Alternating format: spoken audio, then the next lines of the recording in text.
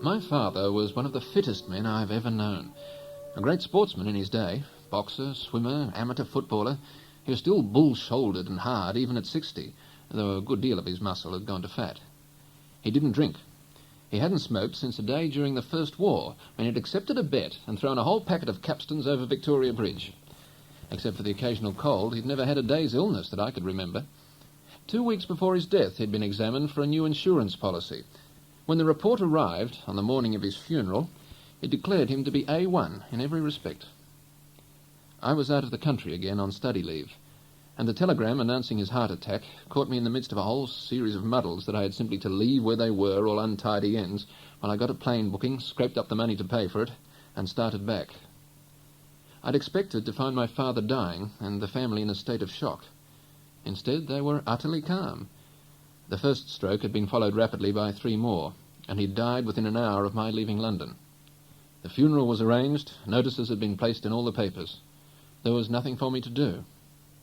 Still dazed after the flight, I stood around shaking hands with people I hardly knew, or sat for long hours with my mother in the big darkened room they'd found for her at my sister's.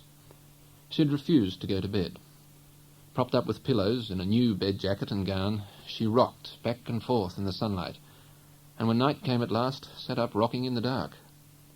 I dabbed her temples with a handkerchief soaked in cologne, as she used to do when I was sick as a child, and read her the letters that came flooding in with every post, while she rocked and sobbed. With her hair hanging loose and her mouth oddly agape, she'd doze off while I was still talking to her, then suddenly jerk awake to remind me in a thick voice of some document I must search for that she'd just located in her sleep. It was in the cash box at the bottom of my father's lowboy, or in one of her dressing-table drawers in a red plastic folder. She prided herself on the fact that she knew where everything was. Everything. My father's affairs were in a good deal of disorder. Like many self-educated men, he had no faith in bookkeeping, and preferred to keep things in his head. Part of my business over the next week or so would be to gather all the cheque butts, bills, invoices, receipts that covered his dealings over the past 7 years, and get them into order for the solicitor. It was my mother, eventually, who would track everything down. It was all there, she kept reassuring me. Nothing had ever been thrown away. She'd find it all in time. And out of her snatches of sleep, she'd start up with a new discovery. The deeds of Scarborough. They were in an envelope in her linen press, at the very bottom under the towels, together with a whole lot of other papers from the same period. And in the garage there was a tea chest full of old files that had come from Edmonstone Street, when we moved after the war. Also, somewhere, a flour bag full of crowns. I couldn't remember where they were for the moment. She'd find them later, going down to the house again, in her sleep, to rummage through empty rooms. It was a strange business, that week of raking through drawers and cupboards at the house, sorting, assembling, burning, and of preparing its rooms, since my mother would never live there, for strangers. It wasn't the house of my childhood. We'd moved there in 1947, when my father built the place, huge, ugly, show-offish, after his own design. I had never really cared for it. My memories were all of our old house in South Brisbane, with its wide latticed verandas, its damp, mysterious storerooms where sacks of potatoes and salt had been kept in the ever-dark, its washtubs and copper boiler under the porch, its vast garden that ran right through to the street behind, a wilderness that my grandfather, before he died, had transformed into a suburban farmlet, with rows of spinach, tomatoes, lettuce, eggplants, a shed where onions and garlic hung from rafters, and a wire coop full of fowls. The new house at Hamilton was stuffily and pretentiously over-furnished, and depressingly modern. It represented an aspect of my father, of his earliest ambitions, perhaps, that I'd never understood. Some vision of worldly success and splendour that I could find no model for. Victorian armchairs covered with French velvet, beveled glass mirrors, brocade curtains, chandeliers. The only thing I could connect it with was a set of raw silk bed covers that he'd pen-painted for my mother's glory chest, blazoned all over with red and yellow poppies, the oil paint crusty, the oil seeping into the material with a browny stain. These objects had always impressed me with their gaudy opulence, and seemed all the more extraordinary because my father had painted them at 20, when he was a member of Brisbane's toughest rugby push. Now, as I began to sort through his effects, it occurred to me how little I had really known him. Like most sons, I suppose, I'd forced upon my father the character that fitted most easily with my image of myself. To have had to admit to any complexity in him would have compromised my own. I chose the facts about him that I needed. His one solid gold tooth that glowed when he laughed, like a miraculous image in a southern monastery. His habit of crossing himself whenever he passed a church. His talent for walking on his hands along the beach at Scarborough, strutting about like some exotic bird, carrying his body through the air as if it were plumage, heavy, extraordinary. I found these images of him comfortingly foreign. He had left school at 11 to become a postboy on the Nanango mails and had never, so far as I knew, read a book.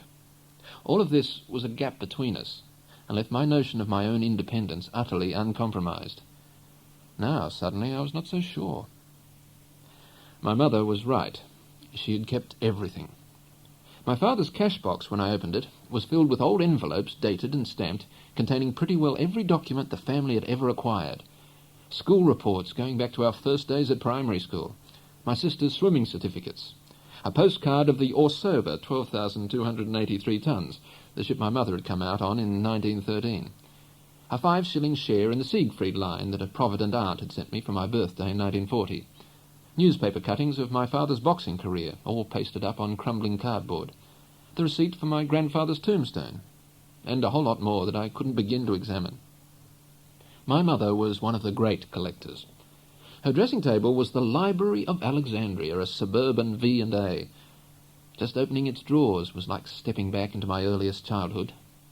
There were the heirlooms I liked to play with, neatly assembled in an ivory case, my grandmother's wedding ring, and a tiny garnet brooch that I knew from the portrait of her in evening dress over my mother's bed, a bloodstone seal with my grandfather's initials, E.M., and a replica of the anointing spoon used at the coronation of Edward VII. Packets of pins, needles, hooks and eyes, buttons, hairpins, and dozens of Peyton and Baldwin pattern books with photographs of favourite sweaters and cardigans I'd once worn, and a green knitted suit I remembered my mother in, with huge yellow buttons, vintage 1937. Little blue bottles of Evening in Paris, and huge ones of Potter and Moore lavender, hair combs, evening bags beaded all over with jet, hair nets, a chignon, a spangled snood. I felt like a housebreaker as I tumbled the contents of the drawers onto the carpet, or a grave robber stumbling in among the ruins of an abandoned empire.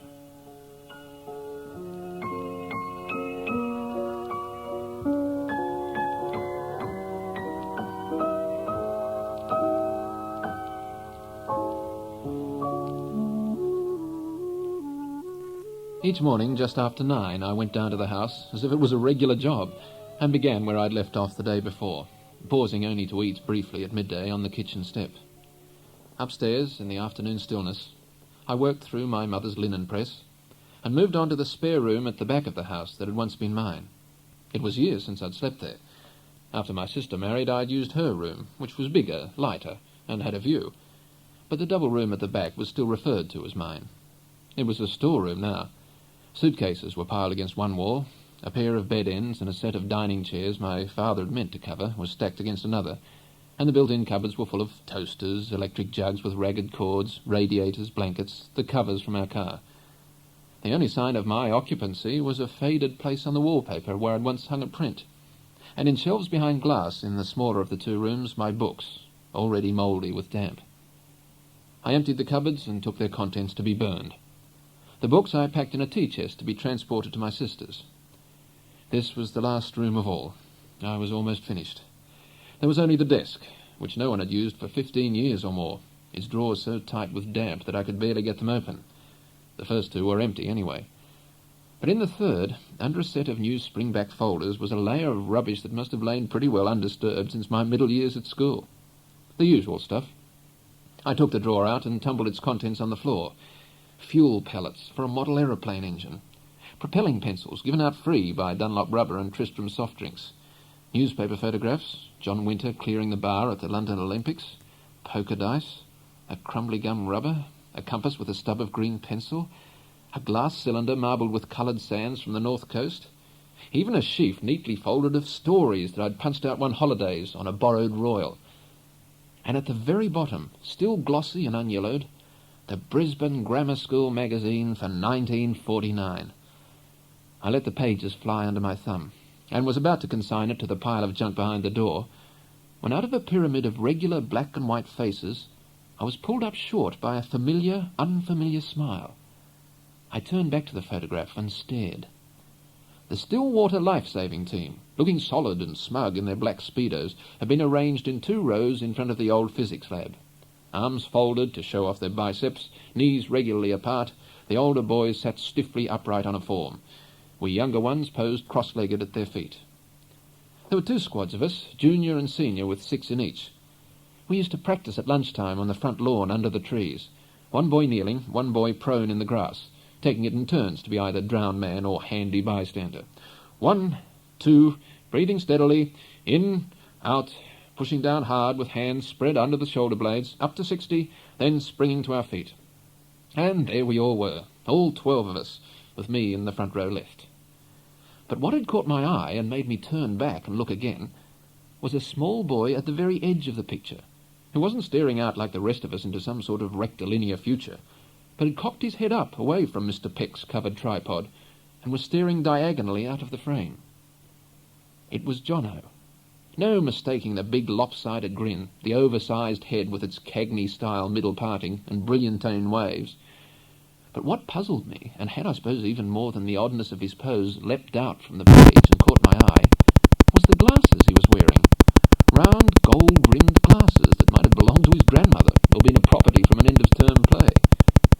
Surely they were wrong. John had never worn glasses. I stared at the photograph for a good 3 minutes, searching my memory for some image of him, bursting in through the door, breathless, late as usual, his socks around his ankles, or swerving dangerously close as he hurled off on his bike. He was as clear in my mind as if he were there. But the glasses, those old gold-rimmed specs that sat so firmly on the saddle of his nose in the life-saving photograph, they simply refused to materialize. Either my memory was at fault, or the camera on that particular afternoon had lied. I ran my eye along the row of faces, and checked my memory against the names below. Carl Reithmuller, Jim Bostock, Bill Braithwaite, Neil Pickup, Colin Smales, Tippy Thompson, Mervyn Deeks. I named every last one of them without fail. My memory, like Johnno's eyesight, was perfect, 20/20 every time. I could see myself paired with each one of those figures, as we stood opposite one another, ready to begin, hands on shoulders, heads up. With each of them, that is, except Johnno. And it occurred to me suddenly that he'd never been a lifesaver at all. So how had he got into the picture? What was he doing there? I counted, and sure enough the number was uneven. Johnno made 13. So the camera had lied.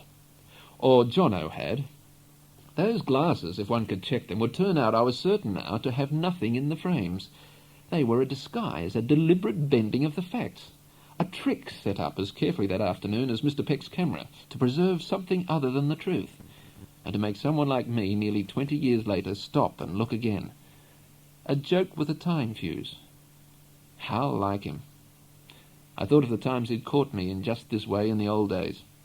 Clever as I was, cool and unshockable as I like to think myself, he had the knack of turning me into a staring idiot, caught without warning as one of his jokes went off bang in my hand, or some new piece of outrageousness left me floundering on the sidelines, unable either to follow or turn away.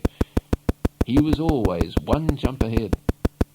While we were hanging round corners sometimes, or peering into bookshop windows, Johnno pretending to be drunker than he was, I pretending as often as not to be more sober, he'd suddenly holler over his shoulder at a group of punters exchanging tips in Tattersall's arcade, or a couple of housewives with shopping baskets, "It's all lies!"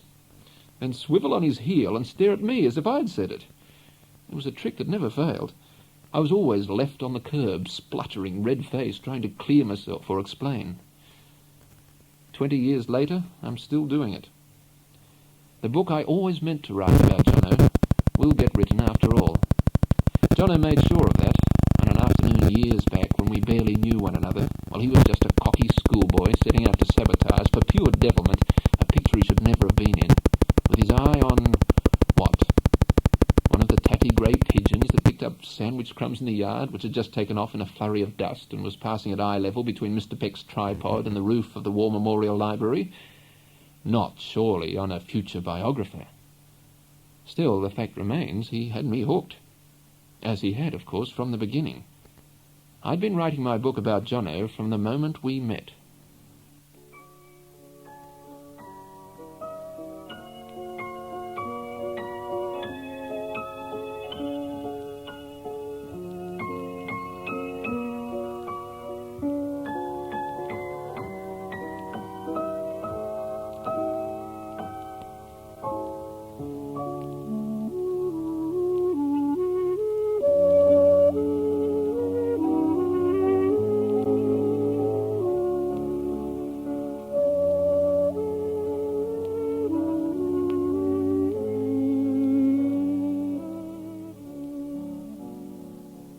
He was the class madcap. I see him, a smallish boy with bulging blue eyes, mooning at us through the doors of the new building veranda, while Soapy Allen, our science master, dictates the uses of isinglass. Johnno has been put outside, and after whistling up and down for a bit with his fists in his pockets, or watching under cupped hands the golfers on the far-off links, he has come back to make faces through the door, exerting what Soapy calls his malign influence. The glass of the doors is striped with sticking plaster from the war, and Johnno, his nose flattened against the pane, his eyes rolling, gives a good imitation of a fish in a tank, his mouth rounded, inaudibly gagging, and immediately afterwards of a baboon from the Gardens Menagerie. Soapy pretends not to notice, but he is, in fact, as much under Johnno's powerful spell as any one of us. He's a big, chalky man, with a passion for dangerous experiments. No, he insists. No magnesium flares today. No pandering to this weakness for sensation.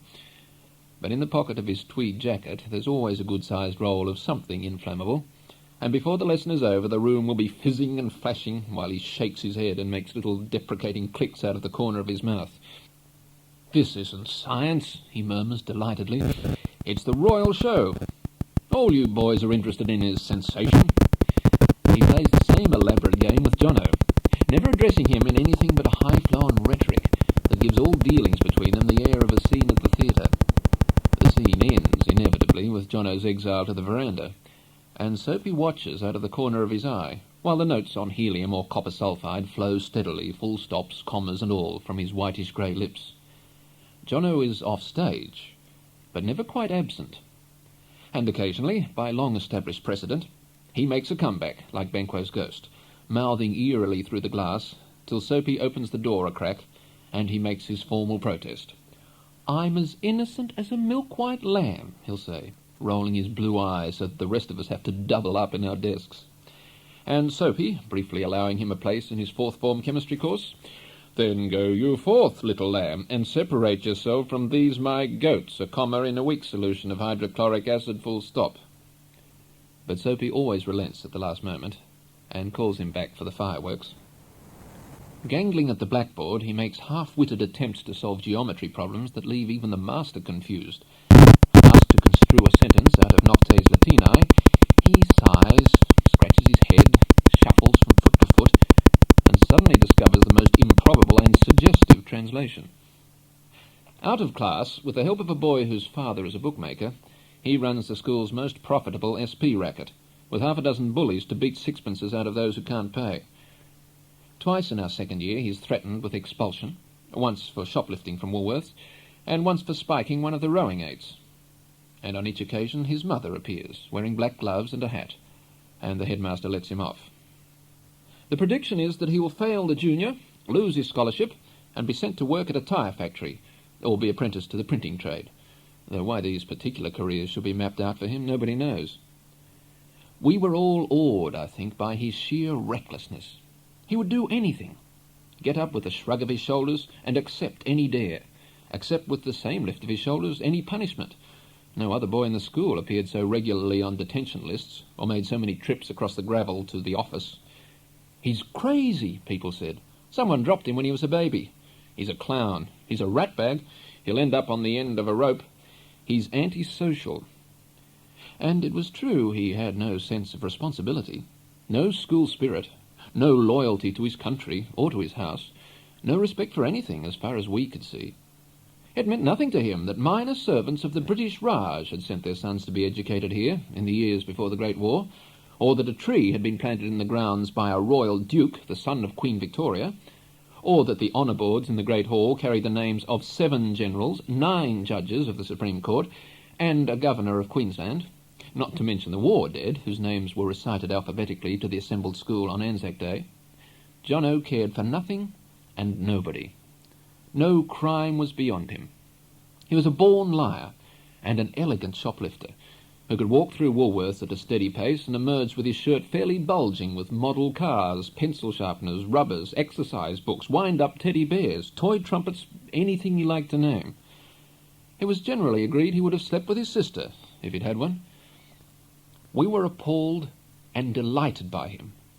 He gave our class, which was otherwise noted only for its high standards of scholarship, a dash of criminal distinction. His attitude to us was one of unconcealed contempt. We were a lot of pikers. And he had the same contempt, even less concealed, for the gang of slavish and dim-witted followers who repeated his wisecracks, wore their hair with the same gangster parting, and greeted his every gesture with boisterous guffaws. Johnno was never to be seen without at least one of them in tow. Stal Henderson, whose father owned a property in the West, Carl Reithmuller with the starting price for the midweek races, and the Mango, a skinny, crazy-looking kid whose hair stood up all over his head like a sucked mango seed. Johnno took their loyalty for granted and abused them unmercifully. In the middle of a piece of outrageous foolery, he'd suddenly turn on them and wipe the grin from their faces with a savage, "Push off, the lot of you! You too, Stal, get lost!" And they'd troop off together like whipped dogs. But 10 minutes later they'd be back, trailing along somewhere behind him, giggling, poking one another in the ribs, urging him on. I think now that he hated them. But in those days, Johnno and the boys were, to the rest of us, myself included, pretty well indistinguishable. All foul-mouthed, all bullies, all hopeless at French. Johnno was more daring, that's all. If there was anything more to him than that, I had no way of perceiving it. I was too busy with the character of Brutus and the boyhood of John Ridd, both of whom, it seemed to me, bore an uncanny resemblance to myself, to see anything more in Johnno than a shameless waster of his own and other people's time and a thoroughly bad influence. Though he was, of course, fun. You couldn't deny that, and our lives would have been poorer without his disorderly presence. But dangerous. It was best to keep out of his way.